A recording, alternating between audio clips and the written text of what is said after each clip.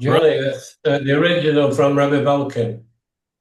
Oh, you've got the Mah Nishtana in Yiddish there, Johnny. Yeah, I sent it to you a couple You of did, years yeah, ago. yeah. I don't know what I did with it. Send it me again. I'd love to see that again. All right, I will do. As I said last week, and Johnny Yeah, has now got the original from Rebbe Balkin. We were taught the Mah Nishtana in Yiddish. yeah. Yeah, yeah, we had to say it in Yiddish. Um, and I can. Do you know what? I can still remember some of it. Let's see how I do, Johnny. Let's see how I do. Tata, ich will de fragen de vier Kasches. My goodness. Der erste Kasche ist. Bullshit, der und Wait. Der No, erste no, no, Kasche no, ist. Der no, Chol no. Aleila ist von allen Nacht von der ganzen Jahr. Anu Euchlin, wir essen. Chometz, Umatze, Chometz, aber Matze, Halayla hazeh. aber, no, aber. That's what I learned. No, shut up. No, I'm on a roll. Be quiet. Other. Oh, he's messed me up now. Yeah, He broke the Zimmerman. chair. Anyway, Very you know, I good. can still. What do you think about coming out from Egypt? Saying that I thought It helps me helps me think about coming out of Poland. When did that happen? Well, I'll tell you what was I'll very send it to you. interesting. Before we carry on talking about Mah Nishtana, I was listening to a podcast just about an hour or two ago about the origins of Ashkenazim. Again, my favorite podcast, Rabbi Hirsch, he was talking about this in context of 16th century Poland. He's doing a series. I'm listening to a series of podcasts on 16th century Polish Jewry, and it turns out that actually there are very few of us who are actually Ashkenazi by descent. Because to be a true Ashkenazi, you have to have your descendants from Ashkenaz. Where is Ashkenaz? German. And not all Germany either. No, that's the whole point. Eastern Europe, the Jews adopted Ashkenazi custom largely because of the Ramah, Reb Moshe Isserlis, who was in Krakow. Very, very interesting podcast. I've not finished it yet, but when I've finished it, I'll do a bit more research and then we will have to have a shiur on that because it's absolutely fascinating. We rely on that. No. You mean for Kitniot? No, I'm not going to have finished it in time for you, Frank. So Well, maybe next year. what was still on the considered? Father said that he's Zilma. he's feed man. He's Rabbi Mena Breiter, yeah. It's on BBC Radio today. Was he? Yeah. about But then this thing has happened tonight. Oh, right. Okay, yeah. All right. Just take a question. Yeah. I was talking to one in Melbourne, and she bought paper plates in Melbourne, and then be careful they didn't strengthen them with Starch. cornstarch. Yeah, okay. So Hannah just asked a question about paper plates. It's really a question for Thursday night when we do the thing. But since you've asked it, I'll tell you there are people who will not use paper plates to eat off because Cardboard. yeah, because they are some of them are covered with some kind of starch. If it's corn starch and you follow my approach to kitniot, then you haven't got a problem because corn is not real kitniot in my view. But some of them actually can use other kinds of starch. So you do have to be a bit careful with that because if you put food on it, you could actually be eating. You could actually plastic's no problem at all. And there is something else. Don't laugh, but there are people who will only use hechshed toilet paper for, for the same reason, right? It's the wrong end. Right. I'm just pointing it out. Okay. I'm just pointing it out. Okay. All right. Enough of this frivolity. Enough of this frivolity. We are going to carry on talking about Mah Nishtana. We talked last week in some detail about the fact that the 4 questions that we have in our Haggadah is not the same, well, I should say are not the same, as the 4 questions that are in the Gemara. Who can remember the Gemara ones, Lionel? Number 1. Matzah. Number 2. Number 3. Korban Pesach, yes. Roasted meat. And number 4, dipping. Correct. No. Right. So that is in the Mishnah. Those are the ones in the Mishnah. Matzah, maror, roasted meat, and dipping. What Now, about cleaning? okay. So you were babysitting last week, right? So you never heard. Leaning is not in the four questions in the Gemara. Why not? Because the Egyptians did it. Because it's not food They used to related? eat- The Egyptians did it. Well, the simple answer is because there are only 4 questions, and they've got their 4 questions. So I turned the question on its head because the real question is why do we have it? And the reason we have it is because we needed a 4th question because we've taken out the roasted meats one. Now, your answer, Hannah, is a good answer. Hannah said, for those who didn't hear, is because at that time they all leaned. Well, actually, that's not quite true, Hannah, because when the Haggadah was put together was much, much later. Okay, you're right to say that at the time of The Mishnah. the Mishnah, when the Mishnah was talking, which is really was the question, why don't they have it? So your answer actually was a correct answer.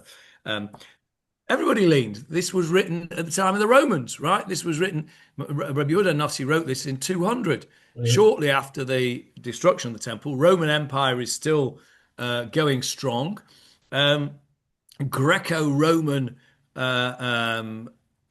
custom was to eat leaning down on a chaise longue on your left-hand side. Now, why do we lean on our left-hand side?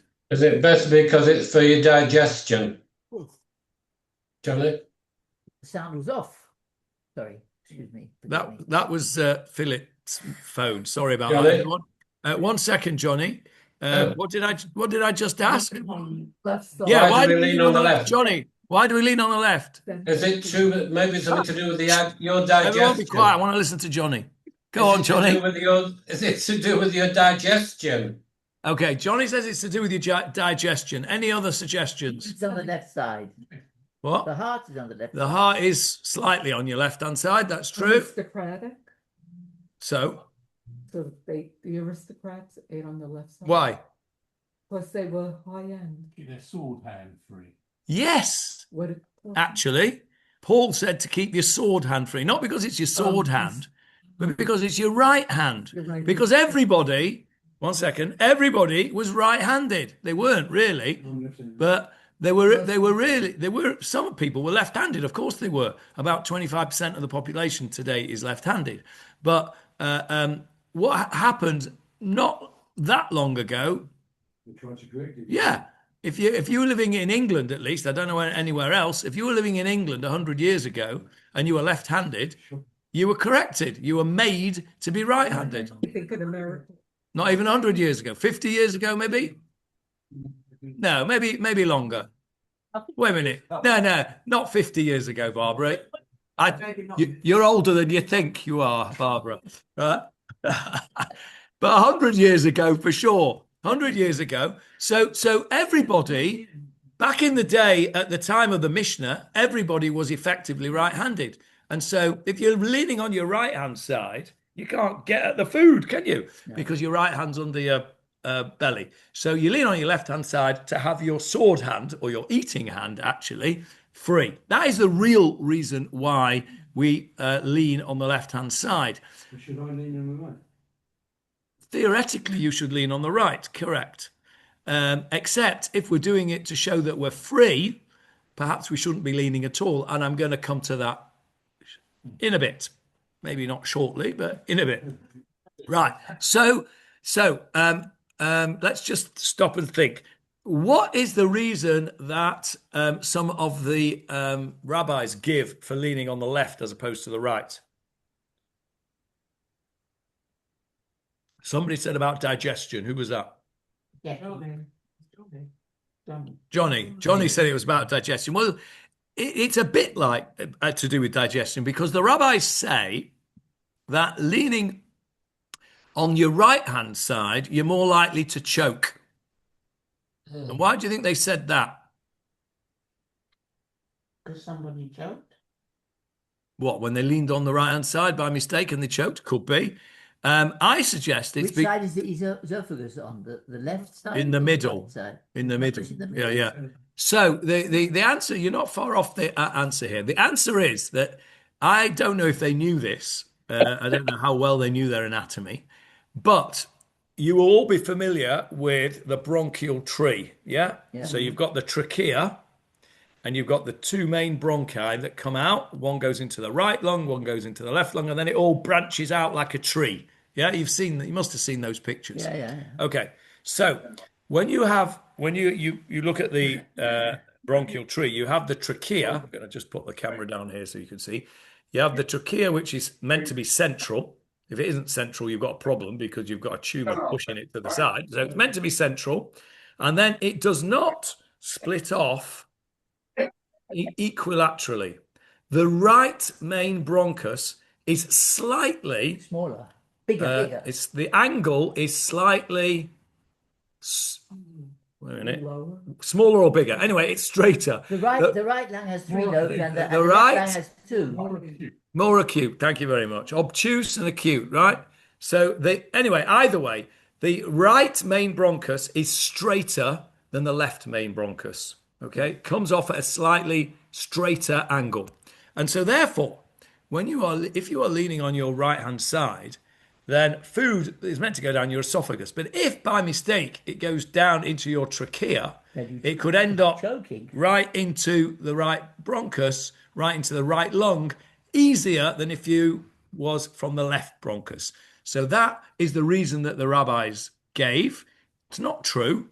The real reason is because people were right-handed, and that's how you did it. If you look at all the Greco-Roman art, everyone is leaning on the left-hand side to allow them to eat with their right hand, because what they did was they had a chaise longue and a small table. Everybody had their own table. There was no dining room table like we're sat at here at Shul.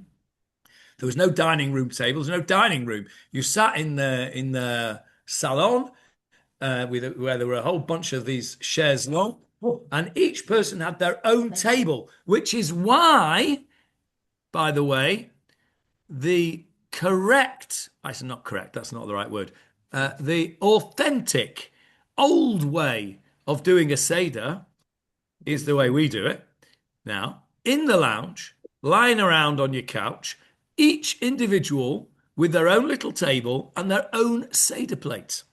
We are used to, aren't we, sitting at the Seder with one Seder plate. No, you have more than everyone has one in your house, Barbara? When I was growing up, every Balabite, every man. Okay, cool. That's very sexist. Barbara's house, every family had one. Okay. Well, we didn't have many guests, so we only had one. We only had one family, so we only had one. Well, how did you have, Lionel? Same as every Balabite had one. Okay, Frank, you? Just the one, yeah. Okay, so the way it was done back in the day, and this is the way we've now reenacted it in order to try and be authentic, is that everybody had their own Seder plate with everything on it. You know, your shank bone or your little fliggle, whatever. Yeah, whatever you have. And everyone had their own Seder plate and their own carapace and their own matzah and maror and the whole thing, because that's how they ate. So Hannah's answer to my question is, why is leaning not in the Mishnah? It's because the whole point about, what is the point about Mah Nishtana? What does it mean? Mah Nishtana halayla hazeh. Difference. How is this night different? Well, that's not different for them, was it? Leaning. The kid sees them leaning. If they'd have sat up straight, would have been a better question. Why is everybody sat up straight tonight? Everyone normally will lean. Okay, so that's why it's not in the Mishnah, because it's not part of the differences. Now, what is the point of leaning specifically on Seder night? To show we're free. To show that you Are free. To show that you are free, because in Greco-Roman society, free people ate in this manner, and servants, slaves, did not. Right? They probably ate standing up or on the hoof. Right? When in history This will be an interesting question. I don't know the answer to this question. Somebody look this up, please, on ChatGPT while we're talking. When in history did the dining table emerge as the most popular way of eating, that families sat around a table? In the Middle Ages. Where Frank says when IKEA was founded. I would say the Victorian. What would you say, Jackie? The Victorian era. Victoria? No, I think before that. Middle Ages. Middle Ages. King Arthur, we had a round table, didn't he? Yeah. Barbara, have you got anything for us? Barbara's our researcher here. Oh, by the way, Chabad Organisation org says that you lean on the left-hand side because if you lean on the right-hand side, you can stop the epiglottis covering the trachea, and therefore you're more likely to choke. Yeah, that's not anatomically correct, but it's the same idea. Yeah. Well, Barbara?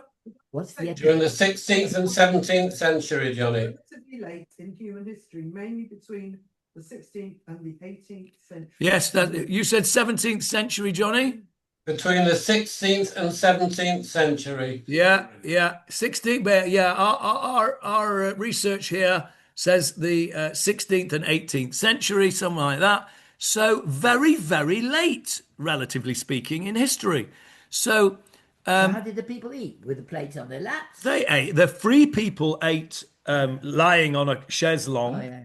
and the servants probably ate standing up with a bowl in Excuse their me, hand. Johnny, in the 16th century, for the aristocracy, how do you spell that? Aristocracy. And it became Aristocracy. Aristocracy, yeah. And in the 19th century, it became widespread. Right, okay. So it wasn't until the 19th century that sitting at a table became widespread amongst people other than the aristocracy. What's interesting is that Johnny said that his little research there says that it was introduced in the 16th century for the aristocrats. And what do? We lean because to be like the aristocrats. So my question to you is, should we not, therefore, today, sit at the table upright and not To lean? be aristocratic, we lean to be free. It's not quite the same thing. Okay, all right. Paul says that being aristocratic and free are not quite the same thing. That's true, but the difference between a servant and a free person, and a servant and an aristocrat, I mean, I think the distinction is the same, isn't it? I mean, I take your point. I think you're being a bit semantic and a bit pedantic, but that's, I'm used to that. Good boy, not being aristocratic. Anyway, you get my point. What do you think, folks? Should we abandon leaning in favour of sitting at the table with aristocratic type things? Nice. Actually, what's better for Wait. Nice silverware and plates and everything. Frank shaking his head. Go on, Frank. Why not? Teach the children and to keep the children involved and keep them engrossed in what's going on, and the formalities of what you're saying, we just turn them off, and it's far more inclusive for them not to be stuck at the table. Right. Okay. So Frank has really, I think, hit the nail on the head for the entire Seder.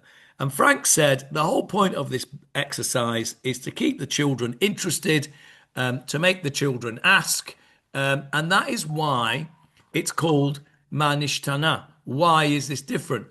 It wouldn't be different, would it, if we all sat at the table? Because that's what we do every Shabbat and every Chag, right? So I asked the question rhetorically, really, because the answer is no, of course not. We should not abandon leaning. If it became the fashion, well, I suppose you could argue that in society today, not in Jewish society, but in much of society, dining tables are no longer much of a thing, are they? Because people have their meals on their knees watching the telly, largely. My mechatonim don't have a dining table. They do not have one. Doesn't exist. Yep. Yeah. Your Mah Nishtana, which one? Meds' parents. Ah, So, no, the whole point of this is it should be different. And of course, there was not one of the other reasons that leaning was not in the four questions of the Mishnah was because there is another issue here, isn't there? There is a halacha in the Torah itself. Al telech. Anyone reading my mind? Al telech bechu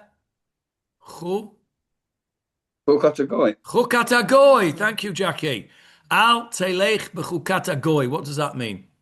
We shouldn't be like the. Do not go, literally, do not walk in the statutes of the goyim. Johnny Halpern, what did Rebbe Balkin used to say? Trace. He did say treif, but what did he say about not al telech bechukat hagoy? Yeah, He used to say, our mutual Rebbe used to say, don't ape the goyim. yeah. Remember that, Johnny? Yes. Don't ape the goyim. There's a halacha that says you shouldn't copy the goyim. Now, by the way, there is a reason, that is the reason, why you find that many Hasidim, not only Hasidim, but largely Hasidim, button their Jackets the other way around. jackets right over left. Men in Western society, that. button, Yeah. you Left can't over see right. over here. Left over See, right. we have left over right. Yeah, left is on top. Everyone, all men look at your shirts. Women usually have it the other way around, which is a big problem for the Hasidim, but that's another issue. So the Hasidim button right over left. Wait a minute, so they make all their clothes? Yes, you have a look at a kapota. You have a look. Next time you see a chassid, have a look at the kapota, see them very and you will see that it is buttoned right over left. The what? My kittle is still. Yes, I think my kittle is. Yeah, you're right. You're right. Your kittle is still right over left. Now, my father, Zichrono Livracha, used to refer to Hasidim. One he used to refer to them in all sorts of things, actually. But one of the names he used to call them, no, not Fagler. He used to call them the right over left boys. That's what he used to call them. My father was a tailor, right? So he noticed these things very much. And he used to call that's what he used to call them, right over left boys. Now, why do they button right over left? Because Western fashion is to Left left over right. over right. So Dafka, they do right over left in order that they don't To be like the guy. they don't. Yes, in order that they don't accidentally fall foul of al telech b'chukat hagoy, which is also why they maintain their method of dress today, because they won't follow fashion. Okay, they're following fashion from 17th century Poland, which is what Barbara was going to ask. But maybe in when they were in the Poland in the 17th century, they probably didn't dress like that, because they were not gentry. They dressed like Polish gentry did from the 17th century, 16th century. However, the point of it is, and I'm not a big apologist for this because I don't like it, but I understand where they're coming from. Their philosophy in doing this, in keeping their own specific dress, is that dress is no longer considered 17th century Polish dress. It is now considered to be Jewish dress, as opposed to Western fashion dress, if you like. And therefore, because of al telech b'chukat hagoy, they will not change their things. Now, one example is coloured shirts. Another bit of research for you, Barbara. When did coloured... Cast your minds back to your TV screens from when you were little, right? Wait a minute. The Beatles in the early 60s Wore black. wore white shirts, right? Coloured shirts did not come in in the UK at least, maybe in Australia or America it was different. Coloured shirts did not come in for the general population until the 60s. Until the 60s. Well, Now, Johnny, they Johnny. did come in. When they Johnny did Power. come in, one sec, Johnny, I'll come to you in a sec. When they did come in, that was one fashion, chukat hagoy, that the Haredi population said, made a point of saying, no, we will not have coloured shirts. And in fact, when my kids, the school where I went to school, although it wasn't that kind of school when I went there, and when my kids went there, if the fathers, not when my kids were there because they were a little bit lax there, but shortly after that, and certainly now, if the fathers wear coloured shirts, the kids can't go to that school. Right? And even blue, like I've got on now, completely unacceptable. Completely unacceptable. Johnny, And it's because of Al Telech B'chukat Hagoy. Yes, Johnny. I was going to say, when Linda taught at Yesodeh HaTorah school, that's what you're talking about, the father was not allowed to wear blue shirts to pick up the kids. Right. That's the school we're talking about. Yeah, Johnny's wife, Linda, used to teach at that school. She taught my kids. She said that my Bobby was the naughtiest kid she'd ever taught. Which is possibly true. Anyway, so we've got a problem, haven't we? If we think about this, in the Mishnah, it was the time of the Greco-Roman culture. The Greco-Roman culture leaned to eat. So they would not want to do that. That would be going in the Chukat HaGoy. Yeah. And so that is potentially another reason why the Mishnah's 4 questions does not include leaning. Now, by the time we get to our Haggadah, which is much later, 7th, 8th, 9th century, maybe even later, because it was an evolving thing, it's no longer the custom, the prevailing custom of the Goyim to eat in that fashion. And so therefore, when we did it at the Seder, we were not going in the ways of the Goyim. It's just an interesting side point of the Mishnah there. All right, let's go back to our Gemara about the Mishnah, about Mah Nishtana. So we get the 4 questions, and then if you remember, we had this argument about the dipping, because the original, what does the Mishnah say? The Mishnah says about the dipping, Shebechol haleilot, on all other nights, okay, ein anu chayavim litbol. No, it doesn't say that. It says anu matbilim pam achat. We dip in once. Halayla hazeh shtei pamim. Now that's not what we say, is it? No. We say we don't. We don't even dip in once. But the Mishnah, right, the original source of this custom says we dip in once every night, and on this night we dip in twice. And we had a discussion briefly last week. What was the once that they may be talking about? Into the salt, yeah, because there is a halacha that every mizbeach, every korban on the mizbeach had to have salt, right? Had to have salt. And so that is why we dip our bread into salt. That is why. Huh? We don't dip matzah into salt. Who doesn't dip matzah into salt? I do. Yeah. Why don't we do it? Why wouldn't we put salt, dip our salt in? Right? Huh? Because it falls off. Exactly. Okay, hang on a minute. Exactly. We need to take a straw poll here. Wait a minute. Frank, salt on your matzah? Definitely yes. Warren? Yes. But Yes. You dip it. I actually put the salt Barbara? on top. No. We don't. Why not? I only know. Doesn't like salt. Okay, I'm not talking about matzot mitzvah, the actual mitzvah. I'm talking about when you make hamotzi. Normally, when you make hamotzi, you're talking about Seder night. Okay, so all right.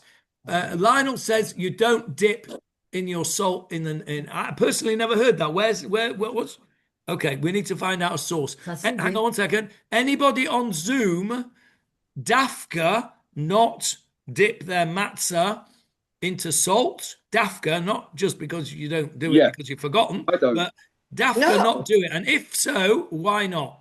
Definitely not, because my father never did it. 1 second. Yeah, what'd you say, Jackie? And because my father never did it, so I don't do it. Well, if I only did the things that my father did, I wouldn't be doing half the stuff. Wait a minute, You know? Johnny. No. Leslie, Okay. Leslie, can you help us out here? No, can I? 1 second, Faye. Leslie? Yeah, I definitely sort the matzah. I definitely do it. Well, it Daddy seems, never Jackie, did it. that Leslie's father did it. So, Johnny, can I say are we bringing Definitely into not. question your parentage? I don't know. Johnny, 1 second. Sister Faye wanted to say something. Yes, Sister Faye. So, of course, at the actual Seder, we don't dip into, but like on Shabbos, when we would put salt on our matzah or on our bread. Why not at Seder? Because Seder is a particular Seder, and it's not part of the Seder. It doesn't say. Okay, well, Paul's got We're doing an other answer. stuff with it. We're eating it without 1 anything. second, Faye. Whether the matzah in salt of the Seder is a matter of custom, though widespread Ashkenazi tradition is not to do so. Does it say why? Preferring to taste the matzah plainly. Oh, very weak. While some Sephardic traditions do dip the matzah in salt, others omit it to keep the matzah pure and to represent poor man's bread. Ah, okay. Now we're getting somewhere. I've never heard this minhag at all, but I like that answer. Okay, wait. Now then, okay, Philip, you're gonna drive me mad until I let you speak. Go on. I think this is very important because the Hasidim, right? They put salt on their matzah because on Rosh Hashanah they put salt and honey on their challah. So what's that got to do with Seder night? It's got nothing to do with Seder night, but the fact that they use salt. Okay. They use salt with honey. We use salt, right? I put honey on my mustard. Okay, we use salt. We have salt with our challah and with our bread because of the halacha that the mizbeach, the altar, everything had to have salt.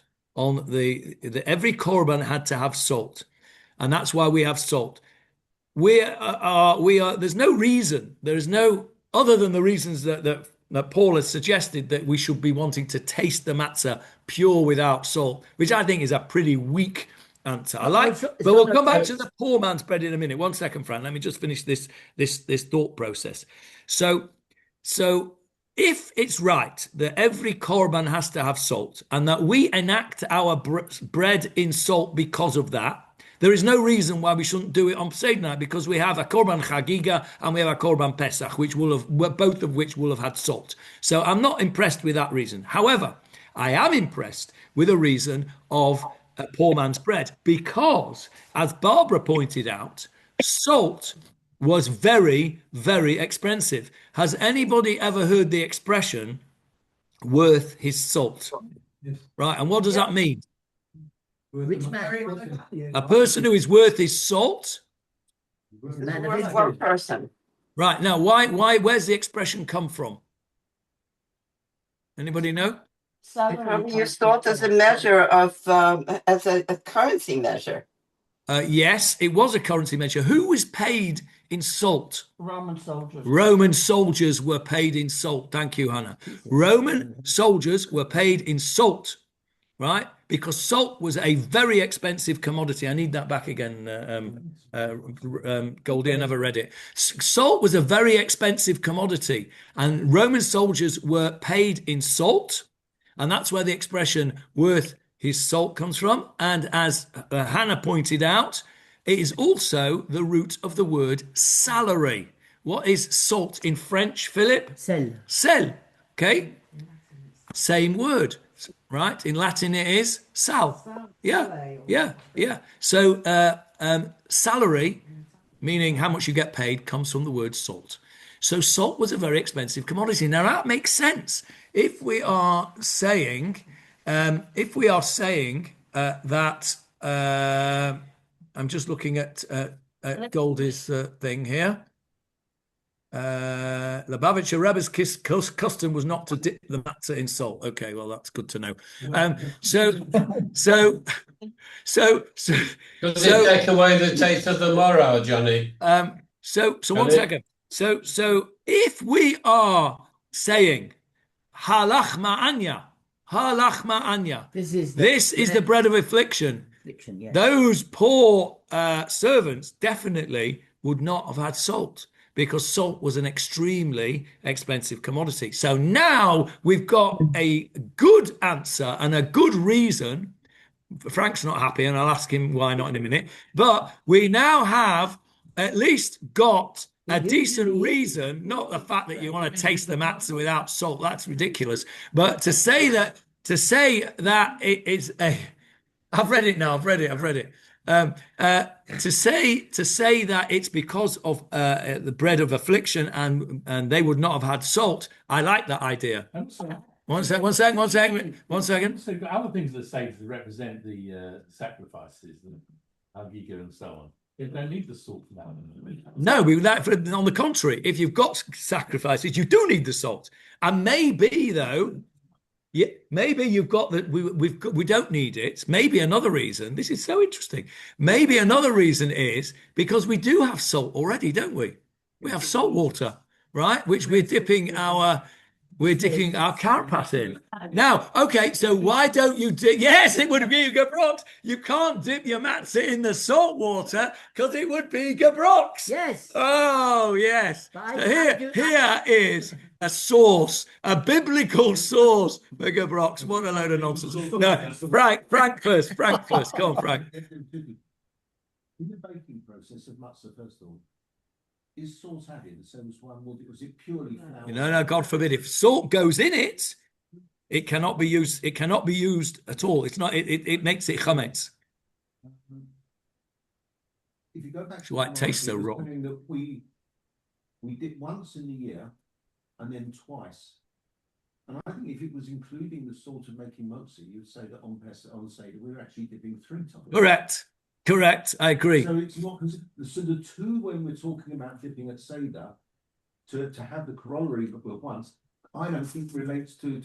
I agree with you. Well, let me tell everybody here what Frank said. Frank said, if the one that the Mishnah is talking, the one dipping was salt, then we would have 3 on Seder night, wouldn't we? We'd have karpas, we'd have mara in charoset, and we'd have the salt. So I think that the Mishnah, or actually the Gemara, correctly to say, agrees with Frank, because as we started to say last week, there's a machloket about this, and anybody remember which Rav we ended up with, who said exactly as we ended up with in our Haggadah? No, it was Rav Safra. Because I happen to remember it, don't know why. So let me tell you what the Gemara says, Frank. You'll like this. So Matkivla Rava says, what are you talking about? Atu kol yom lo saki velo mat zimna. We don't even dip once. Why is the Mishnah saying we dip once? He says that's not the case. Rava says this is the nusach. Coming to you in a sec, Jackie. This is the nusach that the Mishnah should have said. Remember, the Gemara is dissecting the Mishnah, and it's not unusual for the Gemara to say that's not what the Mishnah meant. It's not what the Mishnah said. It's changed. How long between the Mishnah being written down and the Gemara being written? No, not as much as that. 250 to 300. Mishnah 200, Gemara 450 to 500. Okay, so 250 to 5, still a lot, right? And so remember, no printing. Everything's written out by hand. Easy to get mistakes. So it's not unusual for the Gemara to take a Mishnah and say, nah, it's not what it says. And then Rava says, like Frank, it's not right. We don't dip once at all. Rava says, this is what it means. This is not what it means. This is what it should say. Shebechol halelot ein anu chayavin letabel afilu pa'im achat. We are not obliged to dip in even once. Halayla hazeh shtei pamim. Almost like we have. We don't have the chayavin obliged to. And then along comes Rav Safra, and he refines the Mishnah a little bit more. And he says like this, Matkifla Rav Safra asked another question. He says, Chiyuvei ledardeke. Who says anything about chiyuv, right? We don't have a chiyuv, we don't have an obligation. He says, no, this is how it should be. Ela Amar Rav Safra says, this is how it should be. Ein anu matbilin afilu pam achat halayla hazeh shtei pa'amim. Exactly as we have our nusach. So our nusach is, as you would expect, the bottom line of an interesting Amoraic discussion about the Mishnah, and they come to a conclusion, and it seems that in the end Rav Safra's view prevailed, and that was the version that made its way into our Haggadot, into our Mah Nishtana. Jackie, you wanted to say something? Surely, if we were supposed to put salt on the matzah, we would put it on when we break the afikomen, which we don't. And when we say halachma, we haven't even said hamotsi, so we haven't put salt on the matzah at all. Okay, so halachma, we're not eating it, so that's a fair answer. We're not eating it, so we're not going to dip it in salt. When we eat the matzah for the mitzvah of matzah, that is not representing a korban, is it? That's representing matzah. So it would be reasonable to say that we don't dip in matzah there. And afikoman, that's where it falls down, because afikoman is representative of what? What's the afikoman represent? Isn't it? A korban, no? Yeah, which korban? Korban Pesach. Yeah, the afikoman is the korban. No, afikoman is representative of the korban Pesach. When we had this discussion a little bit last week, I think. When did we eat the korban Pesach? At the end of the meal. It's not the main course.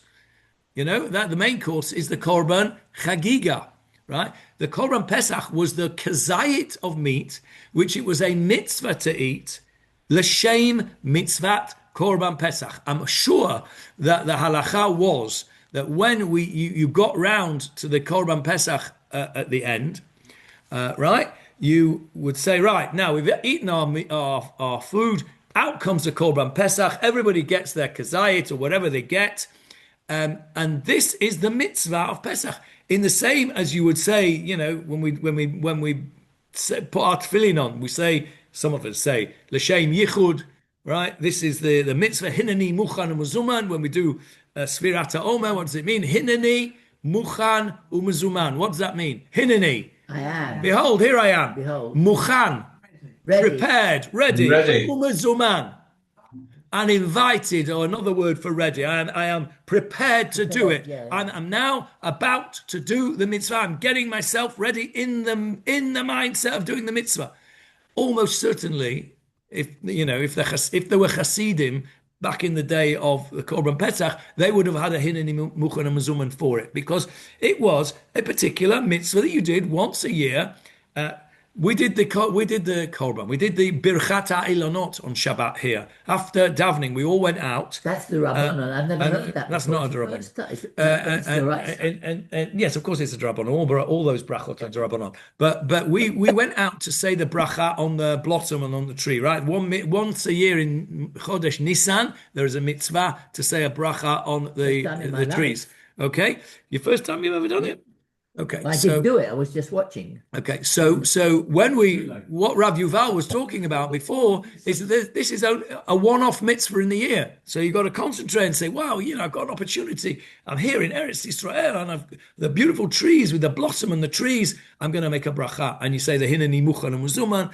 That would have been the same with the Korban Pesach. Once a year, right? Not only is it once a year, it's the mitzvah, I suppose. Well, Haggadah Levincha is the mitzvah, but it's a real massive part of Pesach. And you've gone to all that trouble to get a lamb, and you've gone to all that trouble to shecht it and roast it on an open spit and get all your other family around to you together, etc., etc. It's a big deal. So when this comes out, it comes out at the end of the meal, it's a big deal.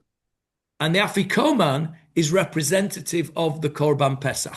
So the salt business, if you were going to do salt on your matzah, which I don't see why you shouldn't, except for the halach ma'anya bit, which I do like that idea.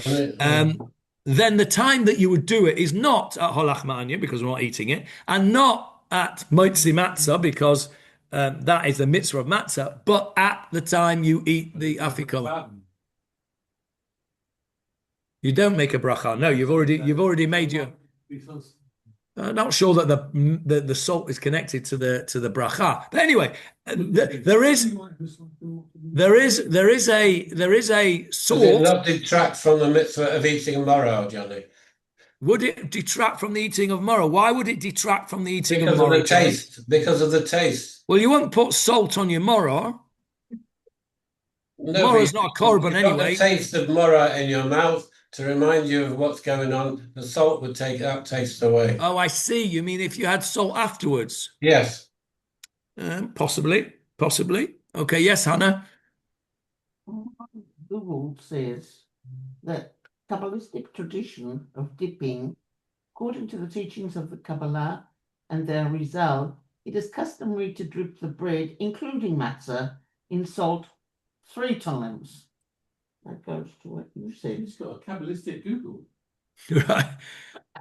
Okay. Hannah's Kabbalistic Google says that we dip the bread in 3 times. Okay. Let me just stop you for a second there, Hannah, because this is very interesting. Because I have noticed many people, when I have been fortunate enough to be invited to their table for Shabbat, cut the challah and then get the salt and shake it over the matzah, either with a salt cellar or with a spoon or what have you. Many purists would say that's not the right way to do it. Sorry, Leslie, if you're listening, I'm going to have to change your minhagim again. No, I thought I got it right. Many purists would say that you take the bread and you dip the bread in the salt, which is what I do. And Hannah's point about 3 times, that I'm afraid to say, Hannah, that is what I do. I didn't know and now that I know it's Kabbalistic, I might stop doing it. But that's what I do. That's what I do. I take the bread and I dip it 3 times in the salt, and then I put it in the basket, and then everybody takes it. So I've got 3 hands up here, and I've got a hand up on Zoom. I'm going to go around the table first. Once you finish off what you were saying, Hannah. Symbolism of salt dipping. Salt represents gvura, severity or divine judgment, and is used to sweeten the severity with the kindness of the bread. It also symbolizes the covenant of salt, indestructibility, and acts as a reminder that the dining table acts as an altar to atone for the sins and sacrifice. When's it done? It's done at Hamotsi matzah. Okay. Just as the sacrifices were salted in the temple. Okay, so that we already knew. The sacrifices and salted, that's the general reason why we do it there. Motzi matzah, okay, it makes sense that if you're going to do it, that's where you would do it, because that's where you would normally do it. Motzi matzah. I'm not so sure I'm in with the gevura and the chesed stuff. That's a bit too Kabbalistic for me. But the 3 times I do, that's minhag avoseinu. That's what my father did, so that's what I did. Just like Jackie's father didn't and Leslie's father did. That's how it goes. Yes, Warren. I'm voting away for a second, so I'm going to ask you this question anyway. On a normal Shabbos, forget Pesach, do you dip the challah in the salt? Or No, you dip the challah in the salt. That's what you're meant to do. You dip the challah in the salt because the korban was dipped in the salt, in the mizbeach. It wasn't, you didn't, flick on the salt. There was no salt cellars in those days. Who else wanted to say something round the table? That was it? Okay. Leslie, did you want to say something? I did, so I want to get this in my mind. So are you saying that once you cut the challah, you take each slice and dip it 3 times in the salt? Is that what you're saying you do? Or are you saying you dip it before you even cut it, which I can't believe you do. But anyway, No. So I'll tell you what I do, Leslie. I cut Please. it, and then we've got sort of a pile of, let's say we've cut 4 slices and then we cut them in half, right? So we've got 2 piles of 4 half pieces of challah, let's say, yeah? Yep. I take all 4 at once, dip it 3 times and put it in the basket. Right. Then I take the other 4, dip it 3 times and put it in the basket. So effectively, each piece that is passed around the table has been dipped 3 times. And why the 3 times? Sorry, I 3 think you times. said it, but remind me. 3 times, according to Hannah's Kabbalistic Google, is from the Arizal, who says, "Tell us again, Hannah, why 3 times?" I've forgotten. He doesn't know exactly why 3 times, but it's the salt, the bread. Bread. I don't know what we don't know why 3 times, Leslie. But the dipping. That's what. Right. We'll come back to the 3 times when we've got a proper answer to that. But the dipping, as opposed to salt cellar shaking, is definitely authentic from the Mizbeach, because the korban was dipped in salt, and that's what we're sort of reenacting. 3 times. Hannah, have you got anything on 3 times? It just says that the salt represents Ra, severity of judgment, and is used to sweeten the severity with the kindness of the bread. Okay. Well, do you who cuts the bread? Common thing in Kabbalah. Okay, 3. Apparently, 3 is a common thing in Kabbalah. Right, I don't know. I'm not sure on the 3 thing. I definitely do it 3 times. I will make some my own research, which might not be quite so Kabbalistic as Hannah's, before next week, Bezrat Hashem, as to why we do 3 times. But dipping as opposed to shaking is a good idea in terms of authenticity. Right, we didn't get very far in Mah Nishtana. However, it was all very interesting, and thank you all for your contributions. I'm going to stop the recording now. There we